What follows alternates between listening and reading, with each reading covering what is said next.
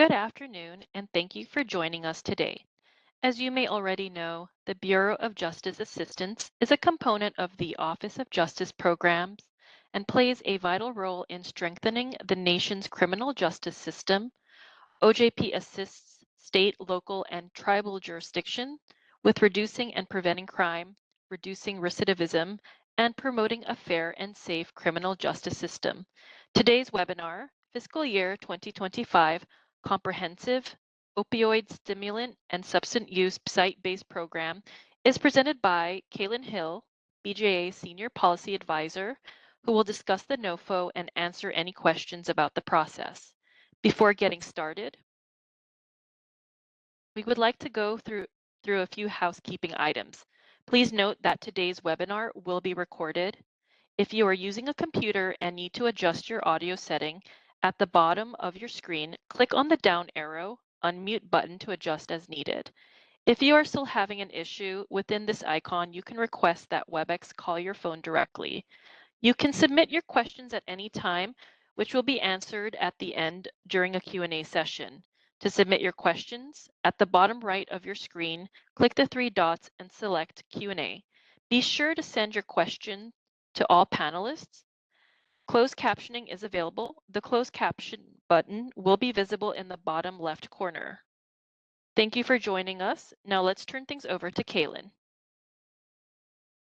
Hi, good afternoon or good morning to those out in the West. And thanks so much, Serena. Again, my name is Kaylin Hill. I'm a Senior Policy Advisor within the Office of Justice Programs Bureau of Justice Assistance. And want to again welcome you all to the webinar on the Comprehensive Opioid, Stimulant, and Substance Use Site-Based Program NOFO. Today that's hosted by the Office of Justice Programs Bureau of Justice Assistance. First, I'll introduce the other speakers that I have today that will be walking through the webinar presentation, and then we'll give an overview of the webinar today. So along with me presenting will be Jocelyn Lin, who is a grant management specialist. And Jocelyn is one of the state policy advisors at BJ's in BJ's program office that manages the Comprehensive Opioid, Stimulant, and Substance Use Program. And then we also have a few other colleagues on the line as well. We have Janae Jenkins and Candia Conway, who are also state policy advisors in the program office, and Deirdre Assay, who is a policy advisor in the policy office, who will be helping to answer questions. Next slide, please. So just to give a brief overview of our presentation today, first, we're going to provide you with an overview of the Office of Justice Programs and give an overview of the Comprehensive Opioid, Stimulant, and Substance Use Program, or COSSUP. And then after that, we'll discuss the funding process and application resources. And then we'll close out the webinar, trying to leave some time for questions and answer. Please, as was mentioned at the top of this, please feel free to type any questions that you have in the Q&A box, and we'll get to those in our Q&A portion. Next slide, please. So first, a little bit about the Office of Justice Programs, which the Bureau of Justice Assistance is located within the Office of Justice Programs. OJP provides a wide range of services to the criminal justice community in the form of grants, training, research, and statistics. OJP is one of three components of the Department of Justice that makes grants, along with the Office of Violence Against Women, or OVW, and the Office of Community-Oriented Policing Services, or COPS. Next slide, please. So the Bureau of Justice Assistance sits within OJP, as noted. BJ's mission is to strengthen the nation's criminal justice system and helps America's state, local, and tribal jurisdictions reduce and prevent crime, reduce recidivism, promote a fair and safe criminal justice system. Specifically, BJ provides funding to support law enforcement, combat violent and drug-related crime, and combat victimization. Acting Director Tammy Gregg leads BJ's efforts on providing a wide range of resources including training to law enforcement, courts, correction, treatment, reentry, justice information sharing, and community-based partners to reduce crime and increase public safety. Next slide, please. So BJA supports the field by providing funding to accomplish goals by researching and sharing what works to build capacity and improve outcomes, and by consulting, connecting, and convening. Next slide, please. So before we just get into the overview of the COSSUP program, I just wanted to pause for a moment and see who we have joining us in the audience today. You may be someone who's well versed and experienced in federal grants and OJP and BJA grants, but just want to get a sense of who we have here today. So please share your experience by selecting. We'll have a poll pop up for you that you should see on the right hand of your screen.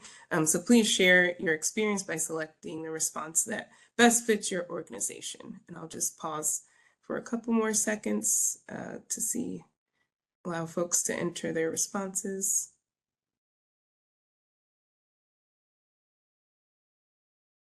Okay, we can close the poll.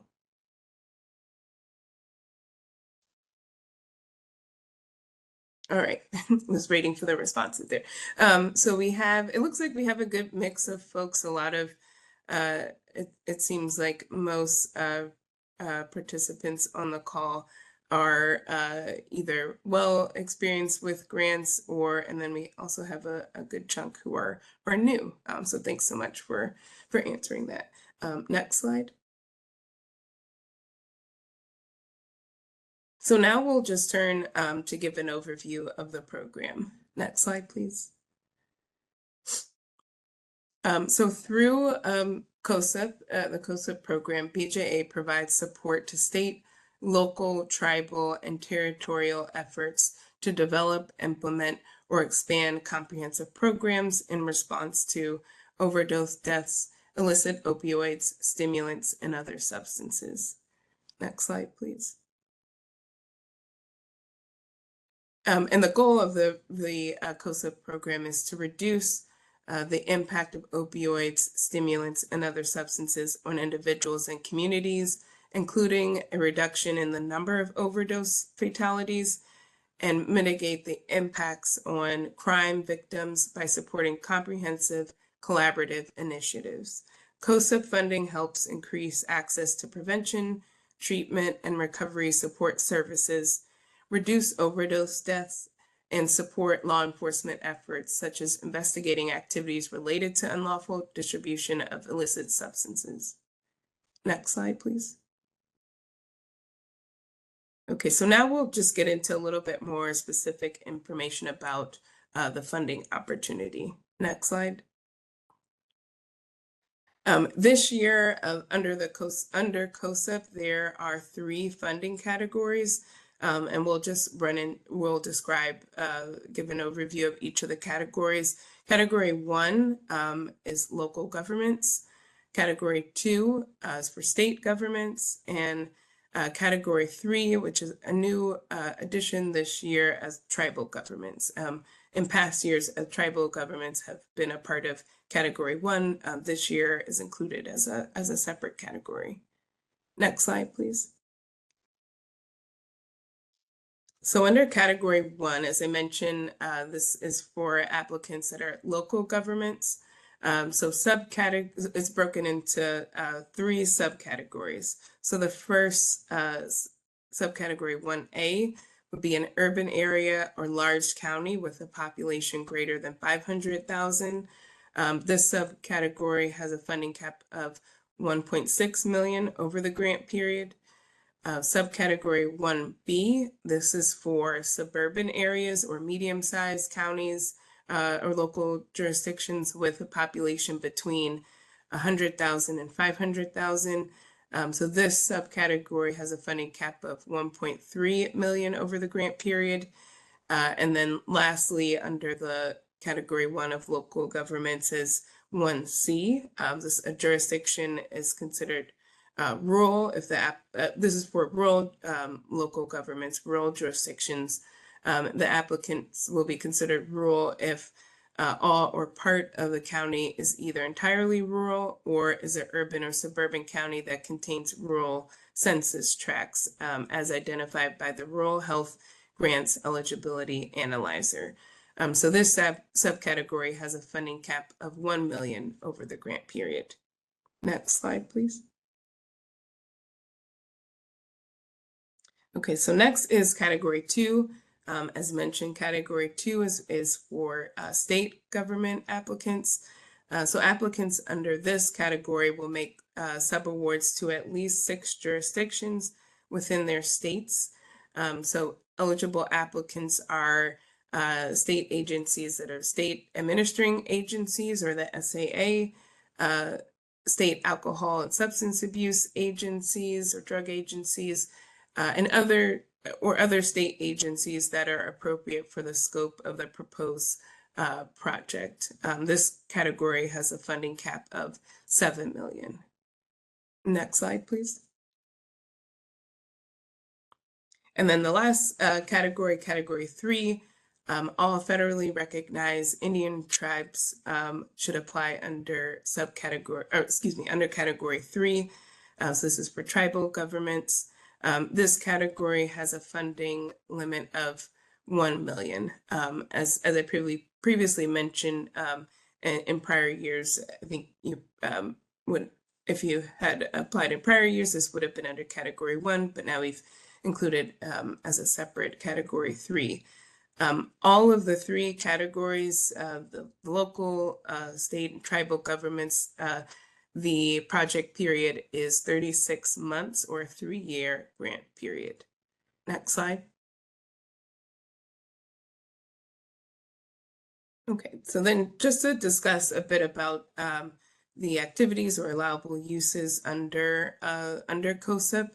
There are 10 allowable uses, or kind of buckets of allowable uses of funding under COSSUP. So grant funds may be used to develop, implement, or expand a combination of the allowable use activities, or be concentrated on one, so long as the proposed budget is appropriate and justified.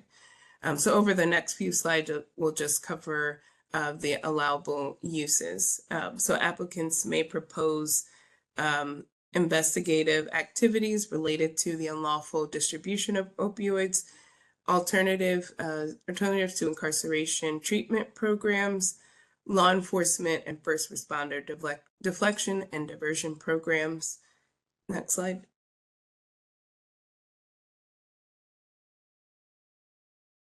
Yep. Next slide. Thanks. There we go. Education and prevention programs that connect law enforcement with K-12 students, prescription drug take-back programs, naloxone programs, including training on the use of naloxone, embedding social services with law enforcement. Next slide, please. Court-based programs, evidence-based treatment, including medical, clinical, and recovery support services, and comprehensive real-time regional information collection, analysis, and dissemination. So those, the last 3 slides cover all of the different allowable uses. Next slide, please. So applicants should, in addition to the allowable use of funds, applicants should also carefully review the unallowable uses, which are outlined in the NOFO. This slide is just a screenshot of the NOFO, just so you have reference, but notes the unallowable uses identified in both the NOFO and also the DOJ grants financial guide. So applicants should also carefully read these. Read this section of the NOFO and the DOJ financial guide to familiarize themselves with all unallowable uses, costs, and activities. Next slide, please. Great.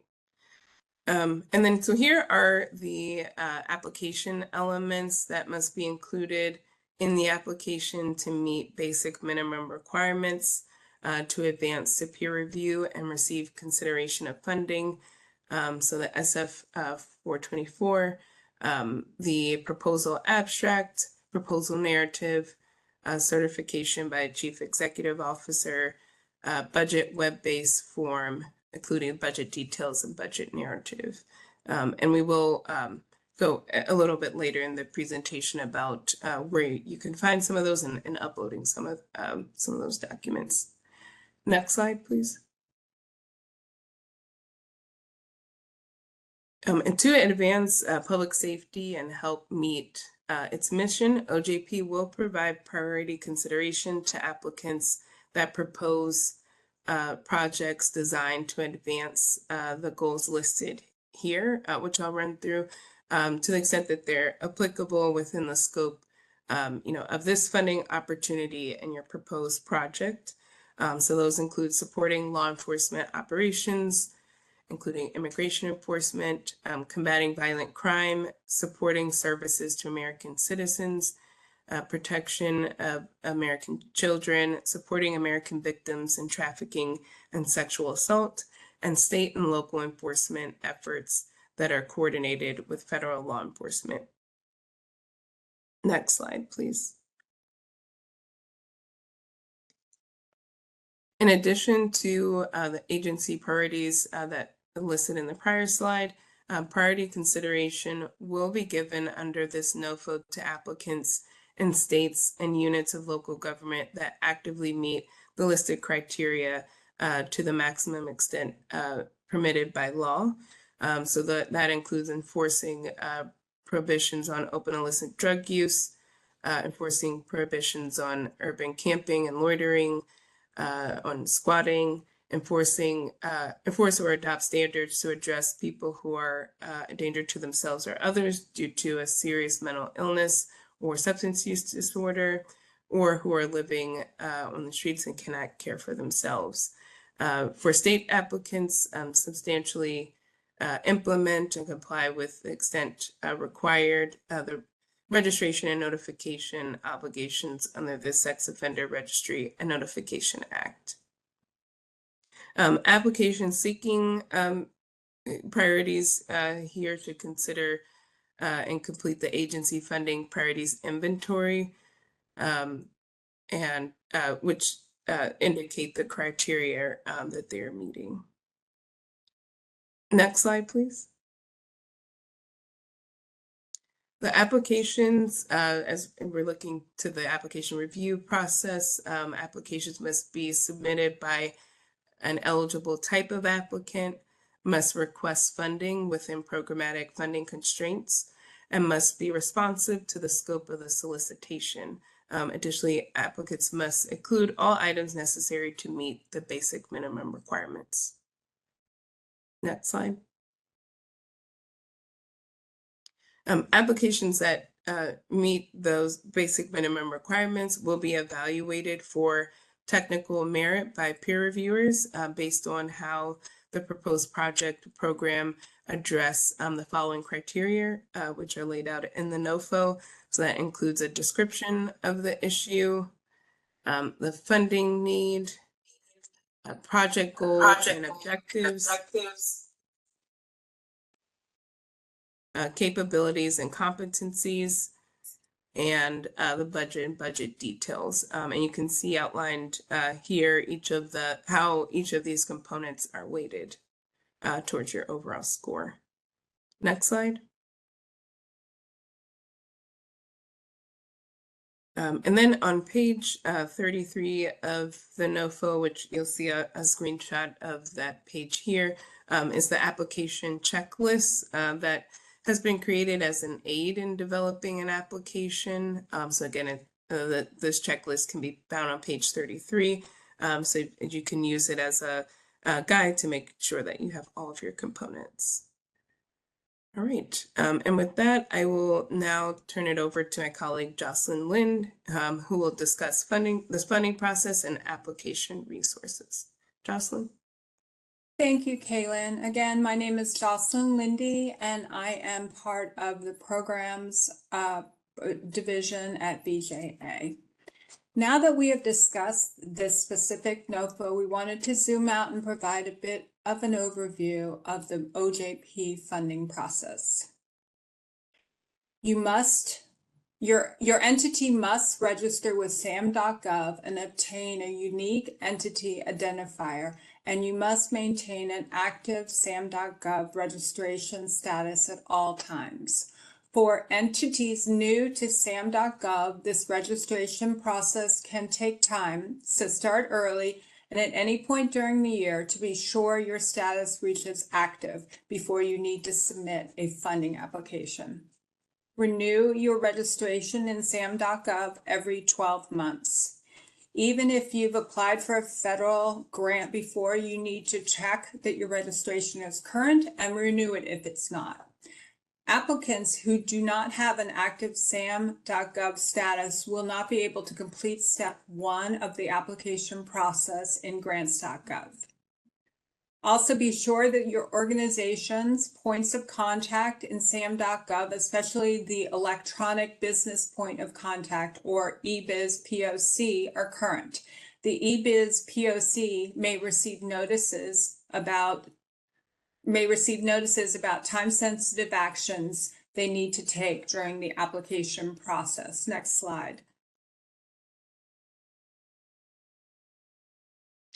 Applications are submitted to DOJ electronically through a 2-step process, and you'll be required to register and add users in 2 different systems. For step 1, you'll submit the application for federal assistance or SF424 in grants.gov. For step 2, you'll complete the full application in Just Grants, which is the DOJ Grants Management System. Note that we recommend completing each step at least 48 hours before the deadline, not waiting until the deadline to submit materials. That's to ensure that you have time to address any unexpected errors and make corrections if necessary. As a reminder, grants.gov deadline is earlier than Just Grants deadline. Next slide. A few important points about grants.gov. Be sure everyone you plan to have work on your funding application can access and take action in grants.gov.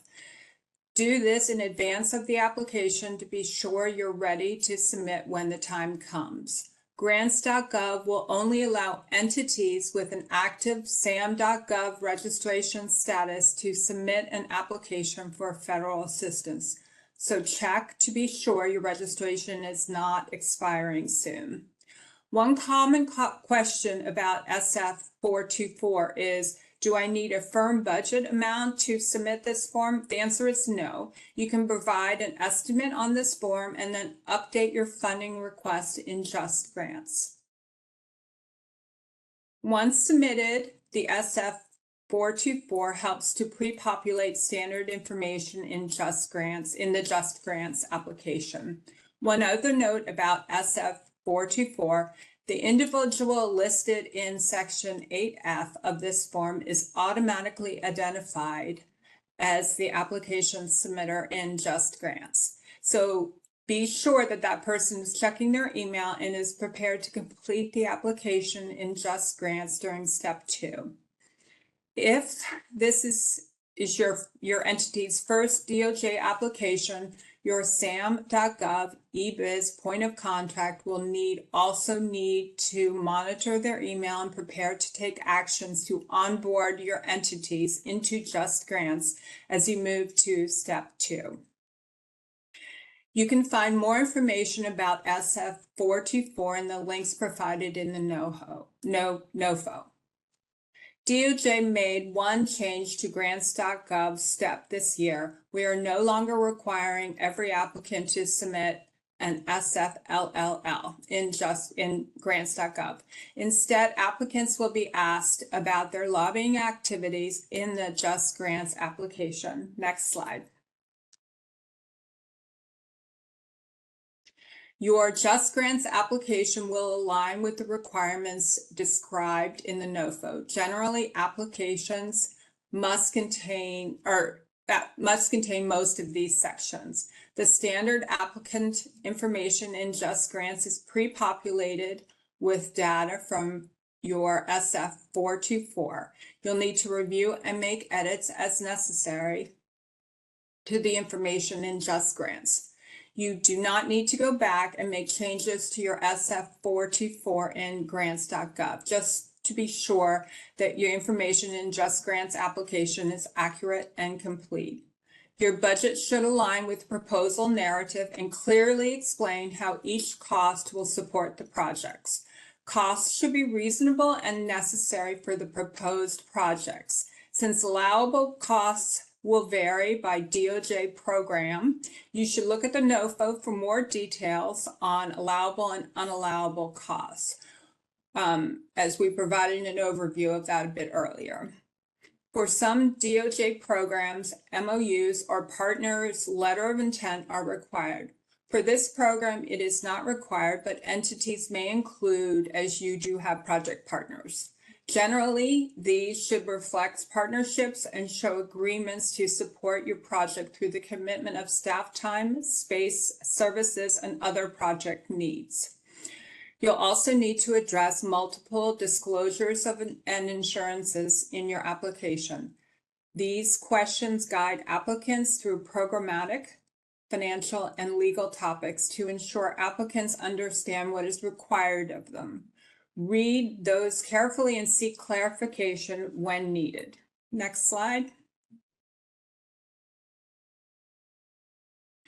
After the Just Grants deadline has passed, OJP will thoroughly review all applications. This process typically takes several months. First, we check to confirm that the application contains the basic minimum requirements that were described in the funding opportunity. For applications that miss these requirements, you will receive a notice that your application has been eliminated from further review. For competitive opportunities like this one, peer reviewers who are subject matter experts assess the technical merits of an application. OJP staff then assesses applications based on factors such as geographic diversity, past performance, and whether applications are likely to meet the funding opportunities, goals, and objectives. We then evaluate the fiscal integrity of the applicant, examine proposed costs, and determine whether the budget and budget narrative explain the project costs and whether those costs are allowable and reasonable. Finally, OJP reviews potential risks presented by applicants prior to making an award. The pre-award risk assessments takes into account a variety of factors, including an applicant's financial capability and past performances. During the review process, OJP may contact you to clarify program or budget details. Applicants are often eager to learn how their application is progressing through the review process. Unfortunately, DOJ staff, including user support and OJP Response Center, cannot share any information with you until the final awards have been made public. Next slide. You can visit OJP Grants Award website to see all OJP awards made by year, program, and even locality. This site is updated as awards are made.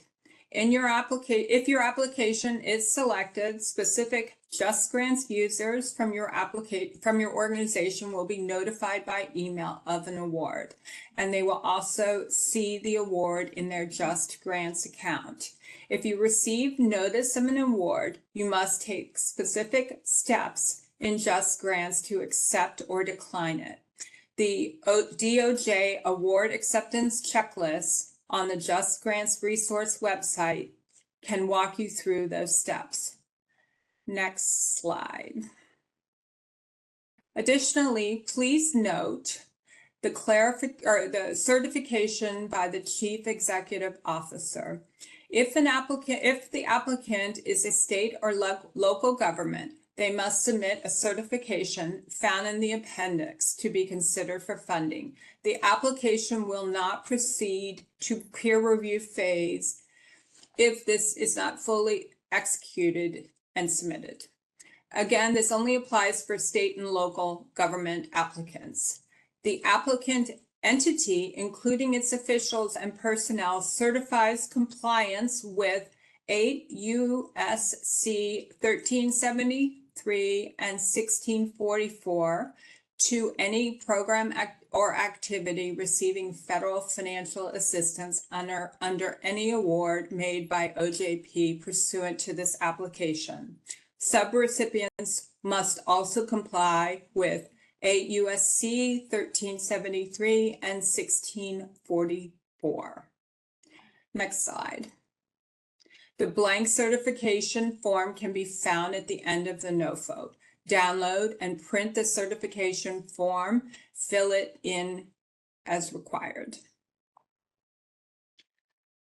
To upload the signed certification, go to the Data Requested with Application screen, click on Funding Priority Inventory 2, select option F, select all other applicable priority considerations goals that apply, and click the Upload button for the additional application components screen. Next slide. Finally, before we open it up to questions, we wanted to share some application resources. Next slide. One is the OJP Grant Application Resource Guide, and we're going to include that in the chat. Slide 40, next slide. Oh. We also have the Just Grants Resource website. Next slide. If you need assistance submitting in grants.gov, there is a customer support hotline. If you need assistance submitting the full allocation, there is similarly Just Grants support line. All of this information can be found in the last few pages of the NOFO, and these slides will be made available online as well. And please feel free to reach out to the OJP Response Center as well. Thank you.